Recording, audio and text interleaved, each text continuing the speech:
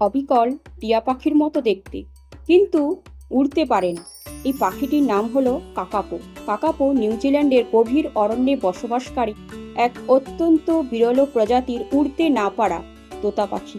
এই কাকাপোর উড়তে না পারার কারণ কি, আসুন আজকে সেটাই জেনে নিই। আতা গাছে তোতা পাখি, ডালিম গাছে মৌ, শৈশবের এই ছড়াটির সঙ্গে আমরা সকলেই পরিচিত। সেই সঙ্গে চিনে নিই একটা সবুজ পাখি তোতা। তবে আজ আমরা যে তোতার কথা জানবো তার কিন্তু আমাদের পরিচিত পাখির সঙ্গে বেশ কিছুটা অমিল রয়েছে। এই তোতা উড়তেও পারে না, লাফিয়ে লাফিয়ে গাছে চড়ে। আবার এদের ওজনও সাধারণ টিয়ার থেকে অনেকটাই বেশি। এই তোতার নাম কাকাপো। পৃথিবীর সবচেয়ে বড় প্যারট জাতীয় পাখি হলো কাকাপো। কাকাপো দেখতে ভীষণ সুন্দর। সবুজ রঙের পালকে ঢাকা থাকে গোটা শরীর। এই রঙের জন্য জঙ্গলের মধ্যে সহজেই লুকিয়ে থাকতে পারে তারা। এদের চোখগুলো বড় বড় হয়। কাকাপো নিশাচর পাখি। অলসভাবে দিনের অধিকাংশ সময়ই এরা গাছে কাটায়। গাছের নিচে বা ঝোপের মধ্যে বিশ্রাম নেয় সারাদিন, আর রাত হলেই বেরিয়ে পড়ে খাবারের খোঁজে। এদের খাদ্য তালিকায় থাকে গাছের ফল, বীজ, পাতা, ফুল, গাছের ছাল, এমনকি মাটির নিচে কন্দকেও এরা খাবার হিসাবে গ্রহণ করে। এদের ঘ্রাণ শক্তি খুব ভালো। দলের কোনো সদস্য হারিয়ে গেলে এরা গন্ধের সাহায্যেই তাকে খুঁজে বের করতে পারে এই কাকাপো। তবে তোতা হলেও এরা উড়তে পারে না কেন জানেন? কারণ এদের ওজন প্রায় 2 থেকে 4 কিলোগ্রাম। এই ওজনের কারণেই ডানা মেলে উঠতে পারে না এরা।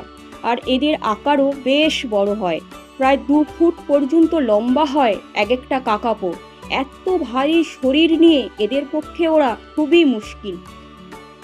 ওড়ার বদলে এরা হেঁটে, দৌড়ে, লাফিয়ে বা গাছ বেয়ে ওঠে। এরা কেবল গাছ নয়, পাহাড়ি রাস্তায় হাঁটতেও এরা খুব পারদর্শী। গাছ থেকে নামার সময় এরা একটা কৌশল অবলম্বন করে।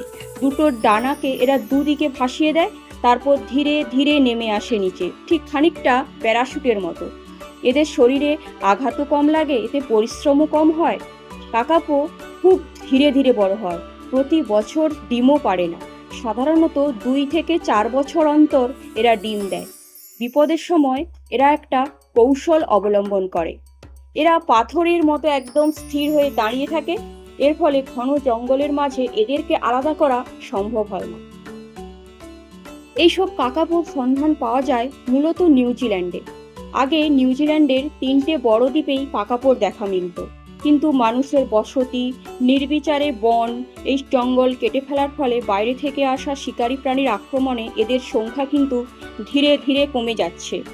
একসময় তো বিজ্ঞানীরা ভেবেই ছিলেন যে কাকাপো হয়তো পৃথিবী থেকে একেবারেই হারিয়ে গেছে, যদিও পরে ফের তাদের সন্ধান পাওয়া গেছে। বিজ্ঞানীরাও ক্রমাগত চেষ্টা করছেন এই গোত্রের তোতা পাখিটিকে বাঁচিয়ে রাখার জন্য। কাকাপো পাখি দীর্ঘজীবী। এরা 60 থেকে 90 বছর পর্যন্ত বাঁচতে পারে। এমনকি কিছু কিছু কাকাপো 100 বছর পর্যন্ত বাঁচে। মানুষের মতো দীর্ঘজীবন পাওয়া পাখিদের মধ্যে কাকাপো অন্যতম।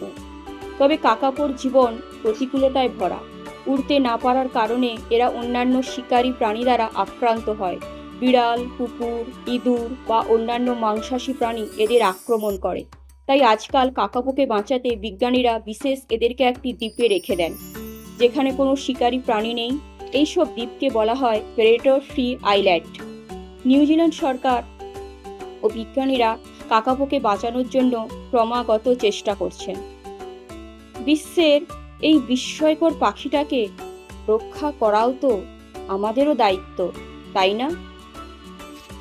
বিস্ময়কর পাখিটি সম্পর্কে জেনে আপনাদের কেমন লাগলো? এই রকম আরও নতুন নতুন কিছু জানতে চাইলে আমাকে ফলো এবং সাবস্ক্রাইব করে আমার পাশে থাকবেন। নমস্কার, ধন্যবাদ।